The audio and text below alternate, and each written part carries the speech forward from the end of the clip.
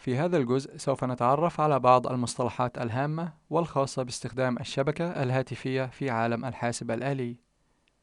وأول هذه المصطلحات المصطلح PSDN أو Public Switched Network، وهو الاسم المتعارف عليه لشبكة الهواتف المستخدمة حالياً.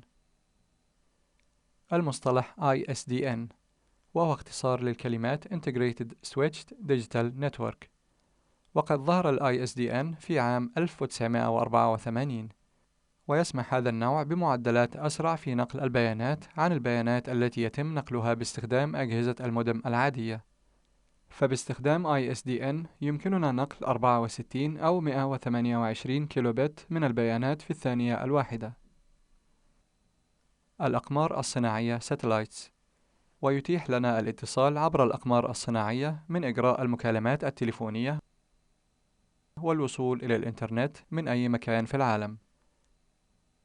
الفاكس، ويسمح لنا جهاز الفاكس من نقل مادة مطبوعة من خلال نظام الاتصال الهاتفي. ويقوم جهاز الفاكس المرسل بمسح الصفحة ضوئياً ثم تحويل البيانات إلى إشارة صوتية. ويقوم جهاز الفاكس المستقبل باستقبال الإشارة الصوتية وتحويلها مرة أخرى إلى صورة من الصفحة المرسلة وطباعتها. وتحتوي معظم الحاسبات الحديثة على مودم يمكنه إرسال واستقبال رسائل الفاكس بدون الحاجة إلى استخدام جهاز فاكس منفصل. التيلكس، وهو نظام قديم يستخدم في إرسال رسائل مكتوبة عن طريق شبكة التيلكس، وقد تناقص استخدام التيلكس وحل محله نظم البريد الإلكتروني والفاكس تدريجياً.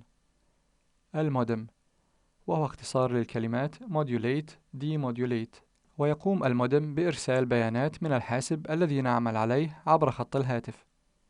ويقوم المودم على الجانب الآخر من خط الهاتف بتحويل الإشارات إلى التنسيق المناسب للحاسب الذي يستقبل هذه الإشارات. النظام الرقمي مقابل النظام التماثلي Digital versus Analog.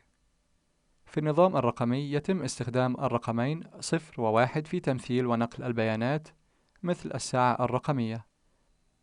أما في النظام التماثلي مثل الساعة التقليدية لا يتم استخدام الأرقام 0 و1، ولكن يتم استخدام المجال الكامل للأرقام بما في ذلك الكسور. معدل السرعة بود ريت، ويشير معدل السرعة إلى سرعة المودم في إرسال البيانات واستقبالها. ويبلغ معدل السرعة في أغلب أجهزة المودم الحديثة 56 كيلو بت في الثانية كحد أقصى.